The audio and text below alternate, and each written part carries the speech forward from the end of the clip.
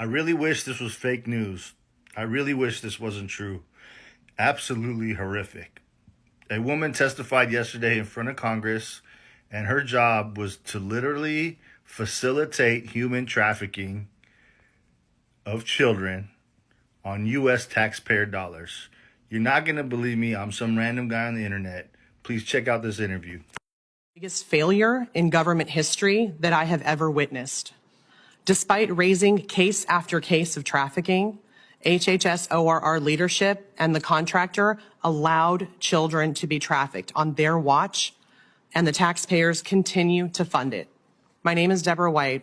I'm a federal employee that was detailed to the Health and Human Services Office of Refugee Resettlement, HHS ORR, in the summer of 2021 to help unaccompanied children entering the country. As a Hispanic American and professional with certifications in project management and contracting, I believed that my language and professional skills could be valuable in reuniting children with their families. What I discovered was horrifying. Make no mistake, children were not going to their parents. They were being trafficked with billions of taxpayer dollars by a contractor failing to vet sponsors and process children safely, with government officials complicit in it. In June of 2021, I discovered the first case of trafficking and, along with my counterpart, Tara Rodas, reported it. But children continued to be sent to dangerous locations with improperly vetted sponsors. One case in Florida had over 12 children linked to one sponsor at multiple addresses. Children were sent to addresses that were abandoned houses or non-existent in some cases. In Michigan, a child was sent to an open field, even after we reported making a 911 call after hearing someone scream for help, yet the child was still sent.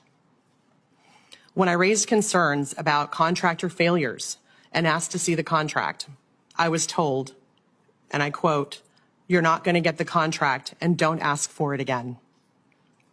So I took it upon myself to create trainings for significant incident reports of sexual abuse and for flagging trafficking in order to equip case managers.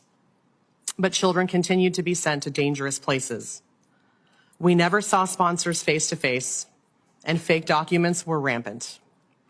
When we questioned documents, HHS ORR leadership said, "You're not a fake ID expert, and your job is not to investigate the sponsor. Your job is to reunify the child with the sponsor." Contacting the Guatemalan consulate in regards to fake documents resulted in a reprimand by the HHS ORR official stating, "That's not your job, and you are never to contact the consulate again." When I checked on a child's welfare at another facility, I was told, and I quote, "Do not do that again. Once these children leave here, they're gone, and they are no longer your responsibility." 30-day wellness calls required by HHS ORR policy revealed that many sponsors no longer had the children in their custody, and many case managers became frantic.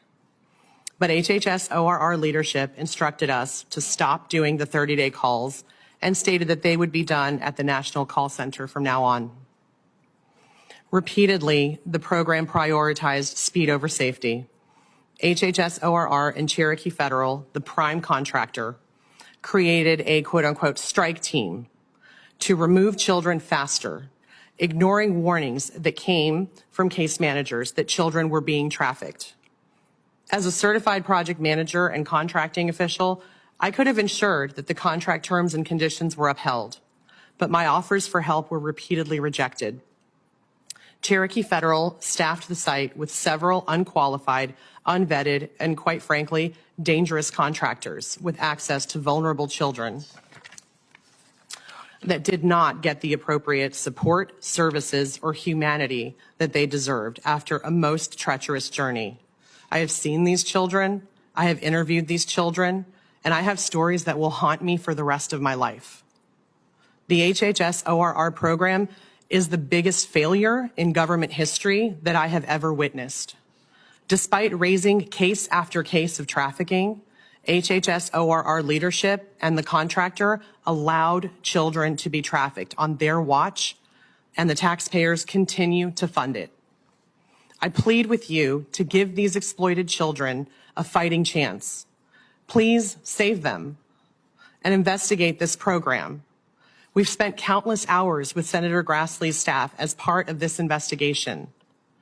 Despite these tremendous efforts, children continue to be trafficked into America, and we are paying for it. Please understand, this is taxpayer-funded child slavery, sanctioned by our government and brought to you by NGOs like Cherokee Federal. We're the United States of America. We can do better, and by God, we must do better. I cannot stand by and do nothing while children's lives are at stake. Can you? Please, I urge every senator to investigate this matter as Senator Grassley is doing. And I plead for every American to demand action.